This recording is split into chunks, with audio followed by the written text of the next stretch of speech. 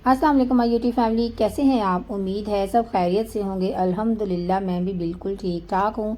आज मैं आपके साथ शेयर करूँगी थोड़ी सी रमज़ान की प्रेपरेशन और कुछ यूज़फुल टिप्स शेयर करूँगी किचन से रिलेटेड, जो रोज़मर्रा ज़िंदगी में आपके पास बहुत काम आएंगी। वीडियो को आपने एंड तक वॉच करना है, बहुत ही इन्फॉर्मेटिव होने वाली है। आजकल हम ख़वातीन ना सोशल मीडिया पर देख कर के सारे लोग ना रमज़ान की प्रेपरेशन कर रहे हैं। हमारे पास तो टाइम ही नहीं मिलता, किसी भी मसरूफियत की वजह से। ज़ाहिर है हर किसी की मसरूफियत जो है ना वो एक जैसी नहीं होती, और कुछ रिसोर्सेज की वजह से भी ऐसा होता है। तो आपने ना परेशान बिल्कुल भी नहीं होना है कि हम रमज़ान में क्या करेंगे, हम कैसे मैनेज करेंगे। जो हम रमज़ान में जो हम काम करते हैं ना अपने घर के लिए, अपने घर को मैनेज करते हैं, वो भी एक इबादत में काउंट होता है। और आपने बिल्कुल भी परेशान नहीं होना। जितनी थोड़ी बहुत आप प्रेपरेशन कर सकती हैं आप वो करें। तो उसकी छोटी सी मैं आपके साथ टिप शेयर करूँगी। मैं खुद जो वेजिटेबल्स वगैरह है ना बहुत ज़्यादा वो पसंद नहीं करती, और ना ही मेरे पास भी एक ही फ्रिज है। ज़ाहिर है उसमें बहुत कुछ तो फ्रीज़ नहीं किया जा सकता ना, तो इसलिए जो चीज़ें हो सकती हैं आप वो करें और परेशान बिल्कुल भी ना हो। मैं असर के बाद जो है ना हमेशा तैयारी शुरू करती होती हूँ अफ्तारी की। और ज़रूरी नहीं है कि सारा दिन आप बैठ के कुरान पाक ही पढ़ते रहें या ज़िक्र व अज़कार ही करते रहें रमज़ान में, तो ही आपको इबादत का सवाब मिलेगा। आप अपनी नमाज़ पढ़ें, कुरान पाक पढ़ें और ज़िक्र व अज़कार करते रहें। मैं असर की नमाज़ पढ़ने के बाद जो सूरह वाक़या है वो तो आम डेली रूटीन में भी पढ़ती हूँ।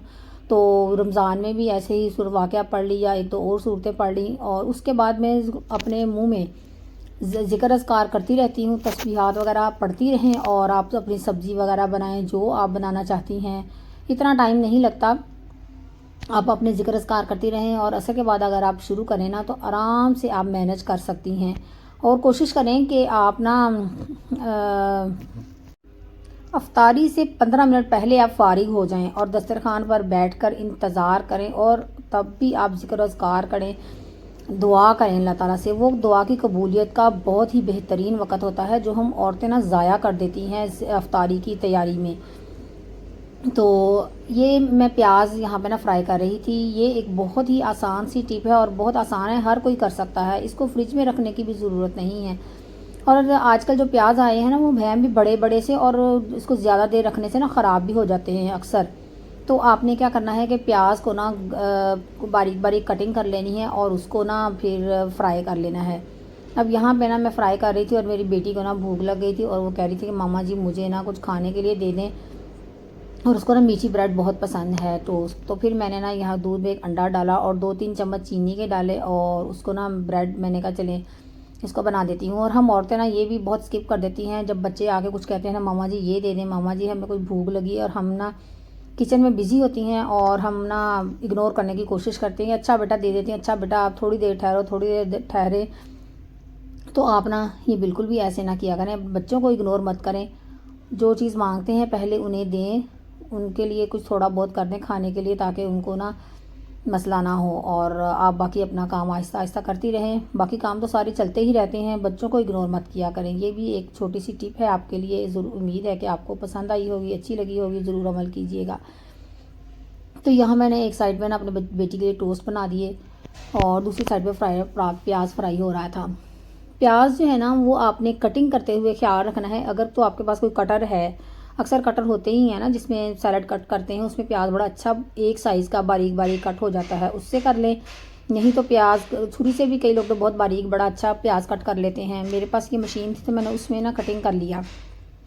तो उसको फिर मैंने ना फ्राई कर लिया। फ्राई करने के बाद ऐसा होता है क्रिस्पी सा प्याज आपने कर लेना, हल्का सा गोल्डन ब्राउन करके ही आपने उतार लेना है, ठीक है। और इसको करने के लिए ना आपने हिलाते रहना है ऐसे, नहीं तो ये नीचे से जल्दी ब्राउन हो जाएगा और ऊपर से फिर रह जाएगा। और दरमियानी सी आंच आपने रखनी है, तेज़ भी नहीं करनी कि आप जल्दी जल्दी इसको ब्लैक कर लें। ये जब जलने लगता है ना बहुत जल्दी से ये ब्लैक हो जाता है। और गोल्डन सा जब हो जाए ना तो आपने इसको उतार लेना फ़ौरी से, वरना ये उस टाइम पे ना जल्दी से ब्लैक होना शुरू हो जाता है। और इसको फ्राई करने के बाद आपने बड़ी डिश में आपने कोई टिश्यू वगैरह रख लें, या कॉपी के पेज ही मैंने जो यूज़ किए हुए थे ना बच्चों के, वही मैंने बिछा लिए थे। और फिर जो एक्स्ट्रा ऑयल होता है ना वो उसमें एब्जॉर्ब हो जाता है। और साथ ही में मैंने ना पाए का सालन रखा हुआ था, पाए भी फ्रिज में पड़े हुए थे तो मैंने सोचा इनको भी ना पका लूँ, तो ताकि फ्रिज में थोड़ी स्पेस भी बन जाएगी। और रमज़ान में तो आपको पता है पाए वगैरह खाने का कोई सीन नहीं होता, तो इसलिए वो भी मैंने साइड पे रखे हुए थे। और ये साथ में ना प्याज फ्राई कर रही थी। और देखिए इतने सारे काम हम साथ में कर रहे होते हैं, इतनी मुश्किल से आपके लिए वीडियो बनाते हैं और आप ना एंड तक वीडियो वॉच भी नहीं करते हैं। प्लीज़ अगर आपके पास टाइम नहीं होता ना तो आप वीडियो को अगर आपने चला लिया है तो उसको कंप्लीट हो लेने दिया करें, ताकि जो है ना हमारे इंप्रेशन डाउन ना हो। इतनी मुश्किल से इतनी मेहनत करके आपके लिए वीडियो बनाई जाती है और आप फुल वॉच नहीं करते और सारे जो इंप्रेशन है ना हमारे डाउन हो जाते हैं। तो ये एक छोटी सी रिक्वेस्ट थी आपसे।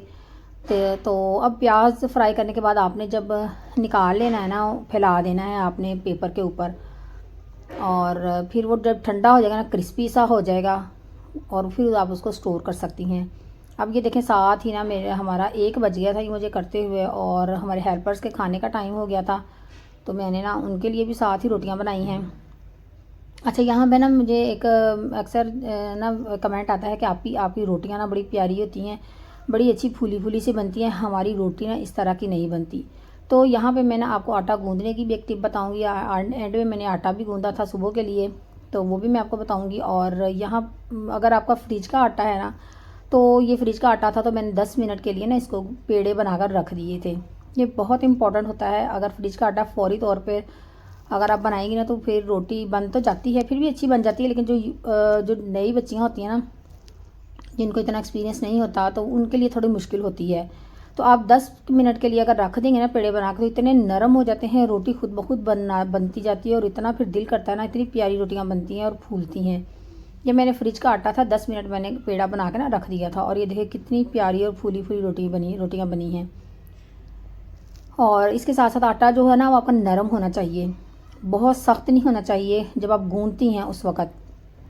तो कैसे गूंदना है वो भी मैं एंड में मैं जब गूंद रही हूँ ना मैं आपको बताऊँगी। तो यहाँ पे मैंने रोटियाँ भी बना ली हैं उनके लिए, और ताकि 1 बज गया था, 2 बजे उन्होंने खाना लेने आना होता है, तो फिर ताकि मुझे ना कोई प्रॉब्लम ना हो, बाकी काम आसानी से मैं करती रहूँ। साथ साथ प्याज फ्राई हो रहा है।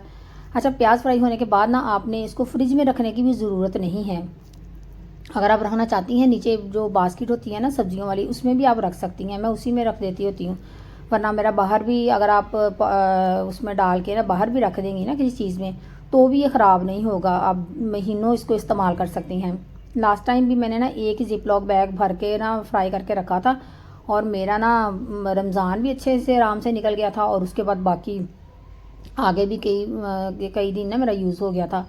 तो ये इतनी आसान सी टिप है ना, यानी कि प्याज आप ज़्यादा ले लेती हैं और वो ख़राब करके हम फेंक देते हैं कि प्याज सस्ता है या मिल नहीं, बाद में इतना महंगा हो जाता है। और आजकल प्याज भी सारे इसी तरह के आ रहे हैं, इतने बड़े बड़े हैं और अंदर से गल जाते हैं। अगर थोड़ा सा भी ख़राब होना तो सारा प्याज ख़राब हो जाता है, और एक ख़राब और बाकी सारे प्याज़ों को भी ना वो ख़राब कर देता है। इस तरह से आपका प्याज सेव भी हो जाएगा, बच भी जाएगा, और आपको ना सबसे ज़्यादा ना हंडिया बनाने में आपको बहुत ही आसानी होगी। एक तो आपका प्याज फ्राई होगा, दूसरा मैंने लहसुन अदरक का पेस्ट जो है ना वो बना के नीचे फ्रिज में रखती हूँ। उसकी मैं रेसिपी ना लास्ट ईयर मैंने आपके साथ शेयर की थी, वो मैं उसका लिंक इधर दे दूँगी। अभी मैंने बनाया नहीं है, जिस दिन मैं बनाऊँगी वो भी आपके साथ शेयर करूँगी, लेकिन अगर आपको चाहिए ना तो मैं उसका लिंक दूँगी डिस्क्रिप्शन में, वो भी आपने ज़रूर जाके देखना है। वो भी 2 महीने तक भी आपका नीचे रेफ्रिजरेटर में पड़ा रहेगा ना जार लहसुन अदरक के पेस्ट का, तो वो कभी भी ख़राब नहीं होगा, ना ही उसका कलर चेंज होगा। मैं वैसे ही बना के रखती हूँ। पेस्ट मैं बना के फ्रीज़ बहुत कम करती हूँ, तो मैं नीचे रखती हूँ महीने के लिए, वो फिर ऐसे इस्तेमाल होता रहता है। तो उसका मैं लिंक दूँगी, वो भी आपने ज़रूर चेक करना है। और फिर ये इतना आसान हो जाता है। सब्ज़ी जो है वो आप असर के बाद बनानी शुरू करें तो मेरा ख्याल बहुत जल्दी बन जाती है।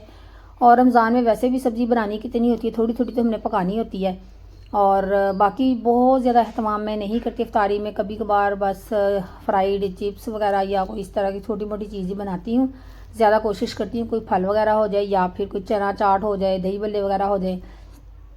इस तरह की चीज़ों की ना मैं ज़्यादा प्रेफर करती हूँ कि वो चीज़ें हो जाएँ इफ्तारी में। और बहुत ज़्यादा हैवी फ्राई चीज़ें, चिकन फ्राई, ये वो इस तरह की चीज़ें मैं बिल्कुल भी नहीं करती। बहुत कम कभी किसी ने आना हो तो उस तरह की चीज़ें बन जाती हैं। अदरवाइज़ में बिरयानी वगैरह बच्चे ज़्यादा शौक से खाते हैं, चावल वगैरह ज़्यादा खा लेते हैं, वो एक दिन बन जाए तो मेरा ख्याल 2 दिन वो इफ्तारी में ना वही चल जाते हैं। आप जितने मर्ज़ी थोड़े बना लें। तो उसके मैं पैकेट बना के रख लेती होती हूँ। अफ्तारी के लिए ना पहले से ही, तो वो भी मैं आगे आपके साथ शेयर करती हूँ। तो ये छोटी छोटी सी चीज़ें हैं, अगर आप यही कर लेना तो आपकी कुकिंग का टाइम बहुत शॉर्ट हो जाएगा, बजाय इसके कि आपसे वेजिटेबल्स वगैरह जो है ना फ्रीज़ करें और बनाएं, कटिंग करें। और फ्रिज में यकीन करें इतनी जगह तो होती नहीं है, जिनके पास डीप फ्रीज़र होते हैं वो तो रख सकते हैं, और जो जिनके पास नहीं होते वो तो बहुत मुश्किल होती है, एक फ्रिज में इतना कुछ तो नहीं रखा जा सकता। और ये देखिए मेरा पाए का सालन भी तैयार हो गया है। पाए के लिए मैं एक टिप दूँ आपको कि पाए का सालन मैं ना इस तरह से बनाती हूँ। हमारे पाए ना इस तरह से हमें शौक़ से खाते हैं कि बहुत ज़्यादा गले हुए हों, और मैं इनको पहले तड़का जैसे आम हंडिया का भुनाई करते हैं ना, वो भुनाई करने के बाद इनको पाए को डाल के भून लेती हूँ अच्छे से भुनाई करने के बाद फिर मैं पानी डालती हूँ। और अक्सर पहले हम ऐसे बनाते होते थे ना, अक्सर लोग अभी भी ऐसे बनाते हैं कि पाए सारा कुछ डाल के नमक मिर्च लहसुन अदरक प्याज डाल के तो उसको गलने के लिए रख देते हैं, बाद में भुनाई करते हैं। लेकिन अगर बहुत ज़्यादा पाए गले हुए जैसे हम खाते हैं तो फिर जब हम गलाने के बाद भुनाई करें ना तो वो फिर मिक्स से हो जाते हैं, फिर वो अच्छे नहीं लगते। फिर वो ये नहीं कहना मिक्स से हो जाते हैं ज़्यादा। हाँ, पसंद मुझे नहीं अच्छा लगता, वैसे बेहतर नहीं लगता, ये मुझे ज़्यादा तरीका बेहतर लगता है। अब इस तरह से बना के देखिएगा, बहुत मज़ेदार बनकर तैयार होते हैं। और ये प्याज देखें, मैं आपको दिखा रही हूँ कि कितना क्रिस्पी बना है। ये हाथ में आप लेंगे ना ये बिल्कुल चूरा चूरा हो जाता है, और इसकी आवाज़ भी आप सुन के देखेंगी ना तो इतनी क्रिस्पी है। तो अब ये देखिए प्याज ठंडा हो गया, ये क्रिस्पी भी हो गया। अब हम इसको ना ठंडा करने के बाद इसको मैं जिप लॉक बैग में डालूँगी। थोड़ा सा एक जिप लॉक बैग भर लिया था मैंने, और बाकी वो जार शीशे का है ना वो उसमें डाल के मैंने बाहर ही रख लिया था। ये बाहर भी बिल्कुल नहीं ख़राब होगा, महीना 2 महीना पड़ा रहेगा ना, ये बिल्कुल इसको कुछ नहीं होगा। और आप आराम से अपनी सालन बना सकती हैं, हंडिया मिनटों में आपकी तैयार हो जाएगी। और जो आपने अगर आप कहें मिक्स वेजिटेबल वगैरह डाल के अगर आपने बनानी हो, कोई भी समोसियाँ वगैरह बनानी हो या कुछ भी बनाना, तो वो इतना टाइम नहीं लगता। थोड़ी थोड़ी सी वेजिटेबल डलनी होती हैं, वो आप मेरा ख्याल है कि असर के बाद आप शुरू करें ना तो वो मगर इससे पहले पहले आप काफ़ी टाइम पहले फारिग हो सकती हैं। और ये देखें, ये इसकी आवाज़ सुन के देखें कितनी क्रिस्पी है।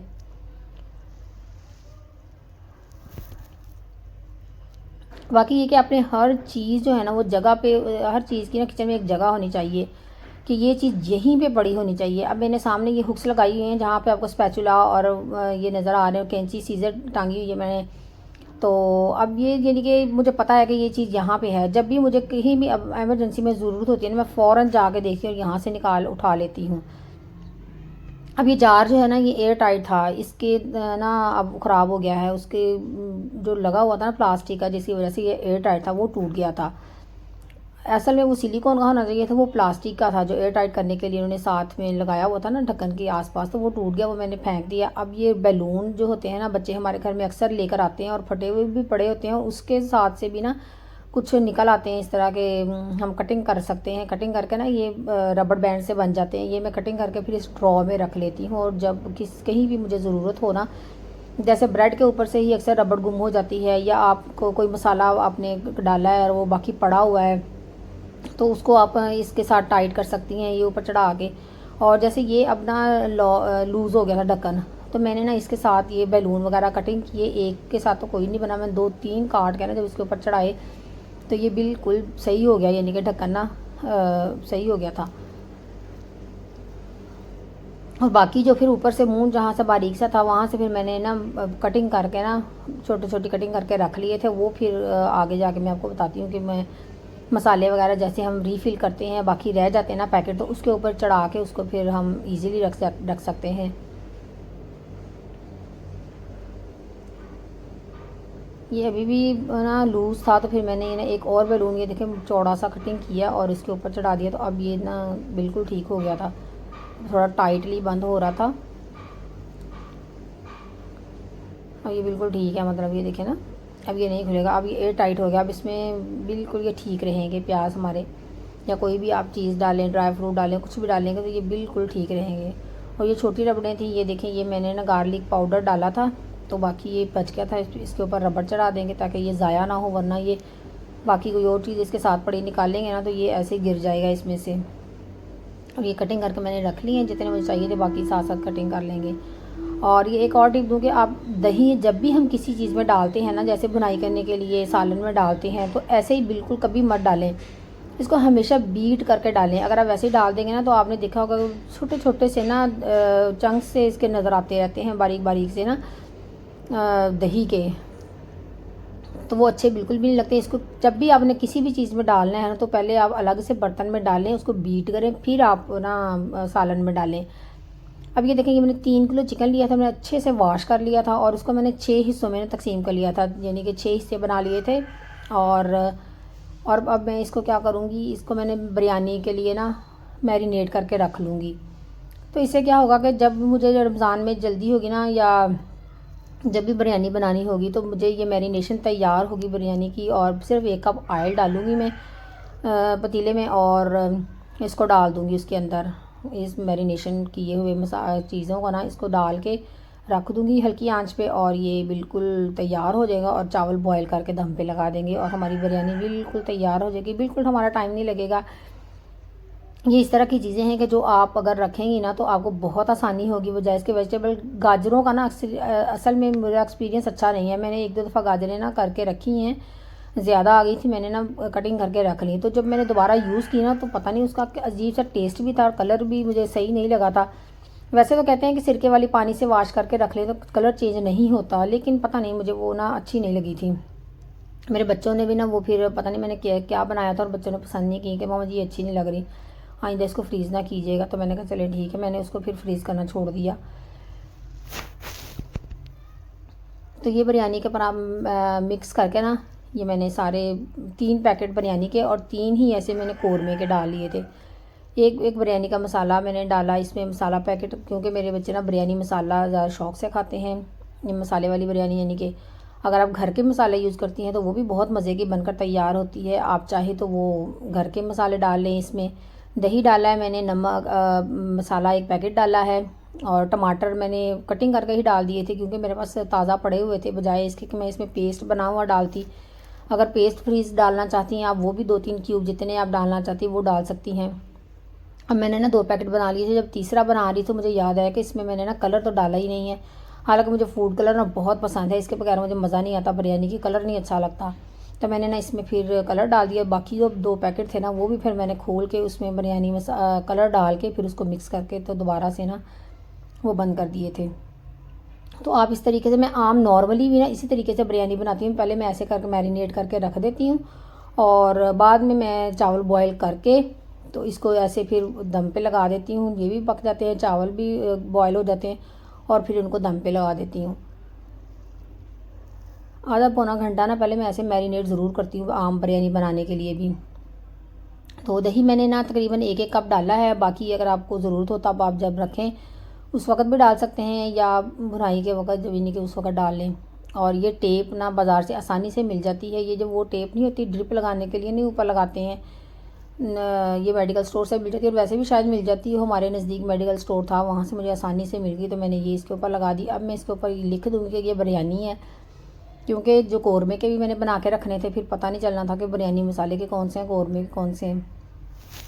वैसे कलर से पता तो चल जाता, लेकिन फ्रीज़ होने की वजह से फिर हो सकता है ना पता चले, तो फिर मैंने ना इनके ऊपर लिख दिया था कि ये बिरयानी है।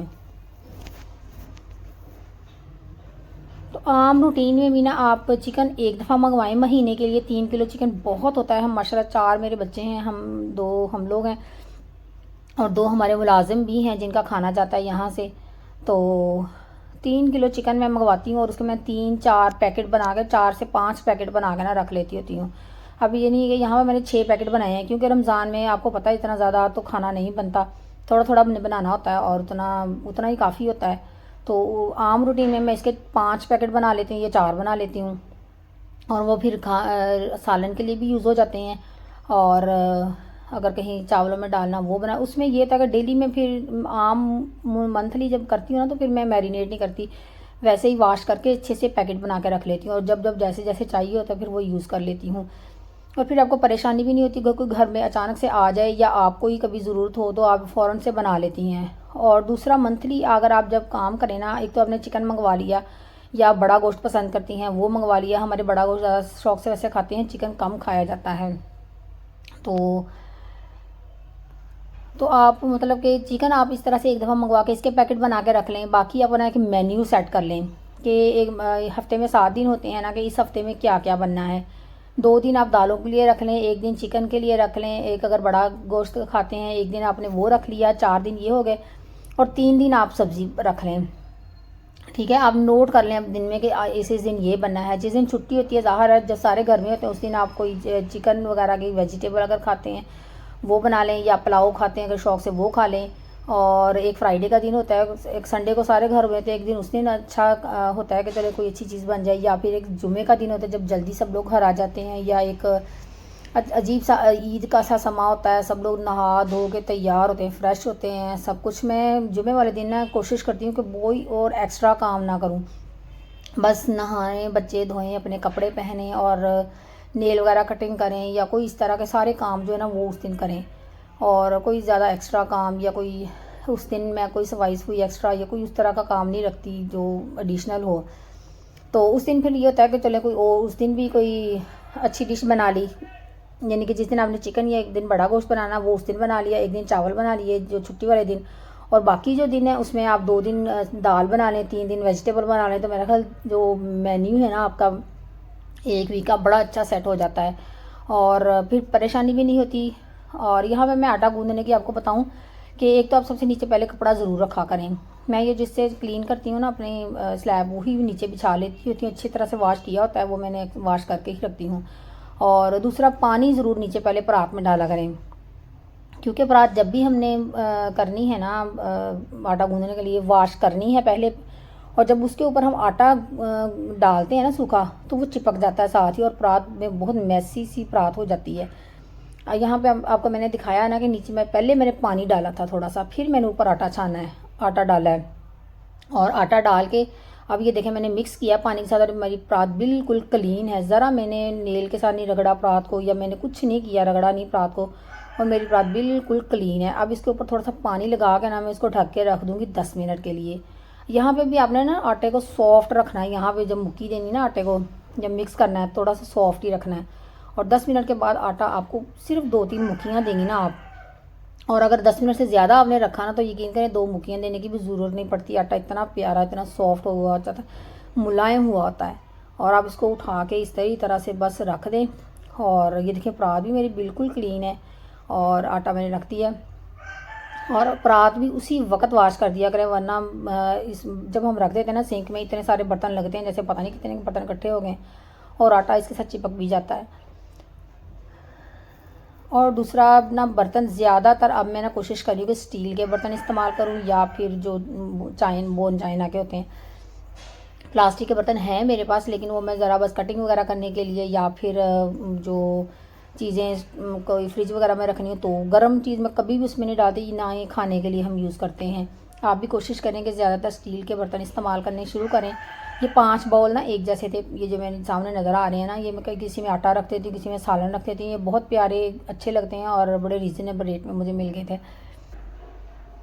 यहाँ पे ना बहुत ज़्यादा इंपॉर्टेंट मैं आपको टिप देने लगी हूँ कि ये जो प्रेशर की रबड़ होती है ना, जो ओरिजिनल होती है वो तो काफ़ी देर निकाल देती है, लेकिन ये जो बाद में हम लेते हैं ना ये बहुत जल्दी ख़राब हो जाती हैं। तो अगर इसको आप ज़्यादा देर के लिए इस्तेमाल करना चाहते हैं ना, अच्छे तरीके से इस्तेमाल करना चाहते हैं, तो इसको ना आपने जब भी इस्तेमाल करना है इसको ऐसे तेल लगाना है। आप सरसों का ऑयल भी इस्तेमाल कर सकती हैं, ये जो हंडिया पकाने के लिए ऑयल यूज़ करती हैं वो भी लगा सकती हैं। अपने हाथ में थोड़ा सा ऑयल लगाना है और सारी रबड़ को अच्छे से ना आपने लगा देना ऑयल। फिर आपको इसको प्रेशर के अंदर लगाएं और फिर इसको यूज़ करें। जितनी दफ़ा जब भी आप यानी कि यूज़ करें ना, इसको निकाल के इसके पहले ऑयल लगाएं, फिर इसको ना यूज़ करें। और दूसरी बात ये कि ये जो हैंडल होते हैं ना इसके, ये भी जो पहले वाले होते हैं ना वो तो मसाले के होते हैं और वो भी काफ़ी देर निकल जाती है, लेकिन जब दोबारा हम लगवाते हैं ना वो हमेशा ब्लैक से, वो प्लास्टिक के होते हैं और वो कभी भी ज़्यादा देर नहीं निकलते और वो ना बहुत जल्दी ख़राब हो जाते हैं और आपको बार बार चेंज कराने पड़ते हैं। तो ये ना मैंने सिल्वर के लगवाए हैं। अब बहुत से लोगों को तो शायद पता होगा, लेकिन काफ़ी लोगों को ये नहीं पता, तो आपने ये सिल्वर के लगवाने हैं। ये बहुत अच्छे रहते हैं और ये काफ़ी टाइम, बल्कि लाइफ टाइम ही चले जाएंगे आपके। मैं ये आपको ना इसलिए बता रही हूँ कि मैं जब ये लेने गई थी ना, मेरे ये टूट गए, तो फिर मैं ये लगवाने लगी थी। मैं जब शॉप पे ले रही थी ना जिस शॉप से, वहाँ पे एक औरत ऑलरेडी अपना प्रेशर ना लेकर आई हुई थी लगवाने के लिए, और वो प्लास्टिक के ही लगवा रही थी। वो बड़ी हैरान हुई, कहती ये कौन से हैं जो आप ले रही हैं। तो मैंने उनको बताया कि ये ना हमने ऑलरेडी पहले एक प्रेशर पे हमारे घर में लगे हुए हैं, हम जॉइंट सिस्टम में रहते हैं ना, मतलब तो हमारे एक और प्रेशर पे ऑलरेडी ये लगे हुए हैं और वो बड़ी खुश हुई, कहती मैं तो ना ये बदलवाने के चक्कर में ही रहती हूँ, मेरे हर दूसरे महीने ना ये ख़राब हो जाते हैं, जल जाते हैं, क्योंकि वो प्लास्टिक के होते हैं। तो कहती मैं तो ये बदलवाने के चक्कर में ही रहती हूँ। इसलिए मैंने कहा जिस जिसको नहीं पता आप में से, तो वो ना उनको ये पता लग जाए। और आप जब भी, अब अगर आपको चेंज कराने पड़े ना, तो आप ये सिल्वर के लगाएं। इसको बस ये है कि आपको कपड़े से पकड़ना पड़ता है, और वो जो प्लास्टिक है उसको भी कपड़े से ही पकड़ना पड़ता है जब वो गर्म हो जाते हैं। तो ये बड़े अच्छे रहते हैं, बहुत बेहतरीन रहते हैं, आप सिर्फ एक दफ़ा लगवाएंगी। तो उम्मीद है कि आपको ये छोटी छोटी सी टिप्स, छोटी छोटी सी बातें पसंद आई होंगी। अगर वीडियो आपको अच्छी लगी हो तो शेयर ज़रूर कीजिएगा, और अगर आप मेरे चैनल पर न्यू हो तो सब्सक्राइब ज़रूर कीजिएगा। मिलते हैं नेक्स्ट व्लॉग में। अल्लाह हाफिज़।